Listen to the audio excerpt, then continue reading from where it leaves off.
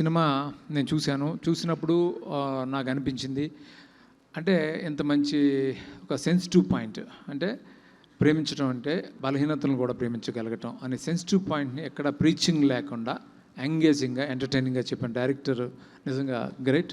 చాలా చాలా బాగా చెప్పావు. ఎక్కడ ఒక సెకండ్ కూడా సినిమా బోర్ కొట్టలేదు.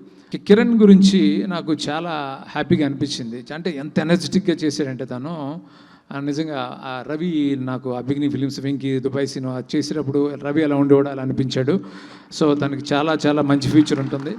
అంటే నాట్ ఓన్లీ కామెడీ, తను ఎమోషన్ కూడా ఫెంటాస్టిక్గా చేస్తాడు. తన ఫిల్మ్ ఎస్ఆర్ కళ్యాణ్ మండపంలో ఒక షాట్ ఉంటుంది, నేను మనకు కూడా చెప్పాను.